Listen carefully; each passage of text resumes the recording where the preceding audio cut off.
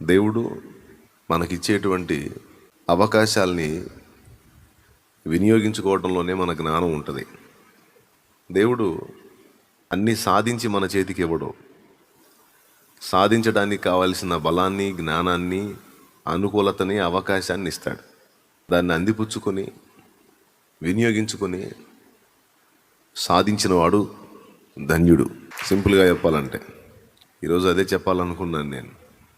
భూమి మీద మనకి అసలు ఈ జీవితం ఇవ్వకనే పోవును, కానీ మనకంటూ ఒక జీవితాన్ని దేవుడు ఇచ్చాడు అంటే ఎందుకు ఇచ్చి ఉంటాడు నాకు ఈ జీవితాన్ని అనే ప్రశ్న మనకు రావాలి.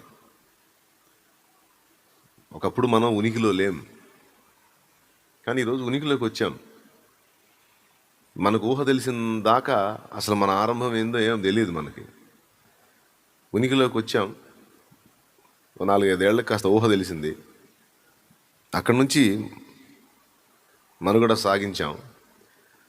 ఇక మళ్ళీ ఈ ముగింపు దిశగా వెళ్తాం. బాల్య, యవ్వన, కౌమార, వృద్ధాప్య రౌండ్. బాల్యం, యవన దశ, కౌమార దశ, వృద్ధాప్య దశ. ఈ 4 దశల్లో ఒకటి దాటుకుంటూ చివరికి వచ్చేసి ఎండింగ్ పాయింట్ మళ్ళా ఈ బాలుడు ముసలాడు పక్కనే ఉంటారు అన్నమాట. అంటే ఒక 70-80 సంవత్సరాలు లేదా 90, ఇంకా బలం ఉంటే ఒక 100 ఏళ్ళు. నాకంటూ ఈ జీవితం ఎందుకు వచ్చింది, అసలు నేను ఎందుకు వచ్చాను ఈ ఉనికిలోకి? కొంతమంది అంటారు దేవుడు నన్ను పుట్టించకపోతే బాగుండు కదా. ఏబు తాను పడుతున్న కష్టాలను బట్టి ఏబు అనుకున్నాడు, నేను పుట్టినరోజు శపించబడాలి అన్నాడు. నీకు కుమారుడు పుట్టాడని ప్రజలు ప్రశంసించిన రోజు శపించబడాలి అంటే ఏంటి? విరక్తి చెందాడు. అసలు నేను ఎందుకు పుట్టాలి దేవుడా, నన్ను ఎందుకు పుట్టించావు? నాకు ఈ బాధలేంది, నాకు ఈ మానసిక క్షోభ ఏంది, నాకు ఈ శారీరక శ్రమ ఏంది, నాకు ఈ నష్టాలేంది, కష్టాలేంది, ఈ కలతలేంది, ఏంది నాకు ఇదేంది అని పాపం తను మంచిగా బ్రతికాడు, నీతిగా బ్రతికాడు, ఇతరులకు అభ్యంతరకరం కాకుండా ఆశీర్వాదకరంగానే బ్రతికాడు. కానీ శ్రమల కొలిమిలో నలిగాడు. ఆ విరక్తిలో కొన్ని మాటలు అన్నాడు దేవుణ్ణి. అలా అన్న మాటల్లో ఇది కూడా ఉంది, నేను పుట్టినరోజు శపించబడాలి అన్నాడు. అంటే అసలు నా జన్మే దుఃఖకరమైన జన్మ, అసలు నేను పుట్టకపోయి ఉంటే బాగుండు అనుకున్నాడు. అంటే తను ఎదుర్కొన్నటువంటి శ్రమల్ని బట్టి విరక్తిలో పలికిన మాటలవి. ఇప్పుడు మనకు కూడా కొన్నిసార్లు ఎదురయ్యేటువంటి ఇబ్బందికరమైన పరిస్థితులను బట్టి అలాంటి మాటలు వస్తుంటాయి. నా జన్మ ఎందుకు, అసలు నేను ఎందుకు అని. కానీ సృష్టికర్త అయిన దేవుడు నీకు ఒక జన్మనిచ్చి, ఒక రూపాన్నిచ్చి, ఒక ఆయుష్కాలాన్ని ఇచ్చి నిన్నంటూ భూమి మీదకి పంపాడు అంటే, ఉనికిలో లేని నిన్ను ఉనికిలోకి తీసుకొచ్చి నీకంటూ జీవితాన్ని ఇచ్చి లైన్లో దించాడు అంటే నీకేదో శాశ్వత ప్రయోజనం అనుకూరేదానికి ఒక అవకాశాన్ని దేవుడు నీకు ఇస్తున్నాడు ఈ జీవితకాలంలో. హల్లెలూయా. ఆయన కొరకు వాడబట్టానికి, ఆయన చిత్తం నెరవేర్చడానికి నిన్ను రూపించుకొని ఆయన కొరకు ఫలించడానికి నీకు ఒక అవకాశం ఇచ్చాడు. ఆ ఇచ్చిన అవకాశమే ఈ జీవితం. సోదరులారా, 100 జన్మలు లేవు, ఒక్కటే జన్మ. 100 జీవితాలు లేవు, ఒకటే జీవితం. చెప్పండి. 100 జన్మలు లేవు, 100 జీవితాలు లేవు.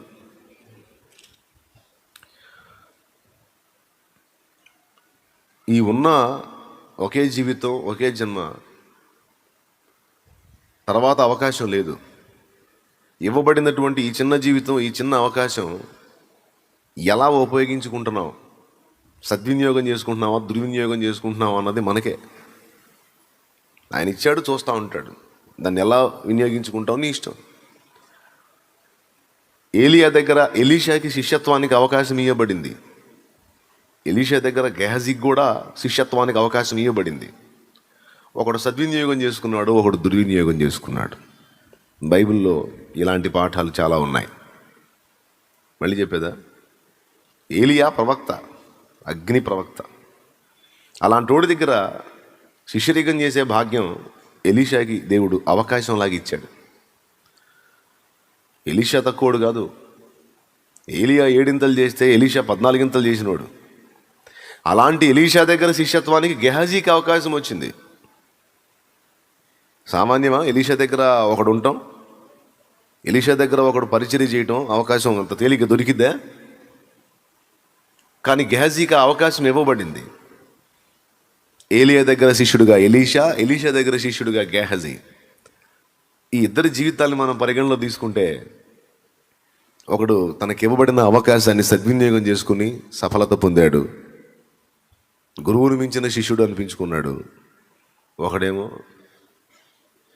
పాపం ఆశ బాగానే ఉంది, వినియోగించుకుందామని అందుబాటులోకి వచ్చాడు, కానీ సగంలోనే ఆశించకూడని వాటిని ఆశించి దారి మళ్ళాడు. అందుకే అతని జీవితం కొంతమందికి, బుద్ధిహీనులకి, భక్తిహీనులకు ఒక గుణపాఠం లాగా మారిపోయింది. ఒకటి జీవితం భక్తులకు మాదిరి అయితే మరొకటి జీవితం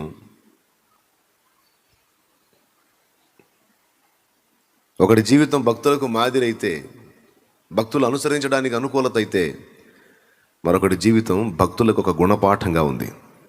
స్తోత్రం ప్రభుకి. గట్టిగా చెప్తారా? ఇప్పుడు గెహాజీని లోకాకర్షణ వైపు మళ్ళించింది దేవుడా? నో. ఎలీషాని బలవంతం పెట్టి ఏలియా కిందకి ఆ పరిచర్య కొరకు బలవంతంగా నెట్టేసింది దేవుడా? నో. బాబు, దేవుడు పిలుస్తున్నాడు అన్నాడు ఏలియా పోయి. చూస్తారా ఒకసారి ఆ వచనం? చూడండి ఒకసారి. 19వ అధ్యాయము, రాజుల మొదటి గ్రంథము 19వ అధ్యాయము 19వ వచనం చూడు, వరుసగా చదువు. ఏలియా అచ్చటి నుండి పోయిన తరువాత అతనికి షాపాతు కుమారుడైన ఎలీషా కనబడిను. అతడు తన మందిరమున్న 12 అరకల ఎడ్ల చేత దుక్కి దున్నించుచు 12వ అరక తాను తోలుచుండెను. ఏలియా అతని చేరబోయి తన దుప్పటి అతని మీద వేయగా, అతడు ఎడ్లను విడిచి ఏలియా వెంట పరిగెత్తి, నేను పోయి నా తల్లిదండ్రులను ముద్దు పెట్టుకొని తిరిగి వచ్చి, దేవునికి స్తోత్రం కలుగును గాక. దేవుని వాక్కు ఏలియాకు ప్రత్యక్షమైంది. షాపాతు కుమారుడైన ఎలీషాను నీ తరువాత ప్రవక్తగా ప్రతిష్ఠ చేయమని. ఆ వాక్కు ప్రకారం ఎలీషా ఉన్న దగ్గరకు వచ్చాడు. ఎలీషా 11 మంది మీద నాయకుడిగా ఉండి 12వ అరక తాను దున్నుతున్నాడు. ఆ మాట ఉంది అక్కడ, చదువు. దున్నించుచు అతడు తన ముందరనున్న 12 అరకల ఎడ్ల చేత దుక్కి దున్నించుచు 12వ అరక తాను తోలుచుండెను. అదుగో, అంటే 11 మంది వర్క్ చేస్తున్నారు, వాళ్ళ మీద ఉన్నాడు, వాళ్ళ చేత వర్క్ చేయించుచు ఈయన కూడా చేస్తున్నాడు. అలాంటి ఎలీషా దగ్గరికి ఈయన చేరబోయి ఆ దుప్పట వేసాడు. మ్యాటర్ అర్థమైంది. దుప్పట వేసినాడు ఎవరు? ప్రవక్త అని ఒకరిని గుర్తించడానికి అప్పట్లో కొన్ని సింబల్స్ ఉన్నాయన్నమాట, కొన్ని గుర్తులు ఉన్నాయి. వాటిలో ఒకటి గొంగళి దుప్పటి కప్పుకున్న ముసలివాడు కూడా పైకి వచ్చుట నేను చూచుచున్నాను అన్నది కర్ణపిశాచి గల స్త్రీ సమూయేలుని గురించి మాట్లాడేటప్పుడు. ప్రవక్త గొంగళి దుప్పటిని మెయింటైన్ చేసేవాడు. నడికట్టు, చేతికర్ర, దుప్పటి, ఇక అయ్యేవాళ్ళ ఆస్తి ఇంకేముండదు. ఇక ఆభరణాలు, అలంకరణలు ఎక్సెట్రా అవన్నీ పట్టించుకోవాలి. ఈరోజు ఎక్కడ ఉంటారు, రేపు ఇంకో చోటు ఉంటారు, తర్వాత ఇంకో చోటు ఉంటారు. ఎక్కడ ఉంటారు, ఎక్కడ తిరుగుతారు, ఎక్కడ తింటారు, ఎక్కడ పండుకుంటారో తెలియనట్లు ఉంటారు ప్రవక్తలు. అలాంటి మరుగైపోయేటువంటి వ్యక్తులంగా ఉంటే మన ద్వారా కూడా దేవుడు ప్రవక్తల ద్వారా జరిగించిన గొప్ప కార్యాలన్నీ జరిగించగలడు. Praise the lord. గట్టిగా చెప్పండి. ఒక రోగిని ఇక్కడ బాగు చేశాడు అనుకో అపోస్తలుడు, ఆడున్నాడు, ఇంకా అక్కడే ఉన్నాడు అనుకో, భారీ కూటం అయిపోయింది. ఆడ జస్ట్ ఒక అద్భుతం జరిగింది, అక్కడ దేవుడు కార్యం చేశాడంటే ఇంకా అక్కడ ఉన్నాడు, వెళ్ళిపోతాడు పక్కకి. మళ్ళీ ఇంకో చోట కార్యం జరిగింది, అక్కడ ఉన్నాడు, వెళ్ళిపోతాడు పక్కకి. సాధు సుందర్ సింగ్ గారి గురించి చదివినా అంతే ఉంటుంది. ఆ ఊరు పోతాడు, అక్కడ ఒక కార్యం జరిగేది, అక్కడ ఉండడు, ఇంకొక ఊరు పోతాడు. అక్కడ ఒక కార్యం జరిగేది, అక్కడ ఉండడు, ఇంకొక ఊరు పోతాడు. అసిసి వాసియకు ఫ్రాన్సిస్ గారి జీవితం జరిగింది అంతే ఉంటుంది. ఎక్కడ వాళ్ళు ఒక దగ్గర నిలబడి ఈ కార్యాలు వరుసగా వచ్చిన వాళ్ళందరికీ చేసినట్టు ఉండదు. అద్భుతం అంటేనే అప్పుడప్పుడు జరిగేది, అరుదుగా జరిగేది అని అర్థం. అర్థమైందా? ఇట్లాంటి కూటమి పెట్టి ఇక కూర్చొని ఆదివారం పూట రండి, వరుసగా రండి, మీకు ఎందుకు మొత్తానికి అద్భుతాలు అన్నాను అనుకో, ఇంక చివరికి అద్భుతం కాదు అది.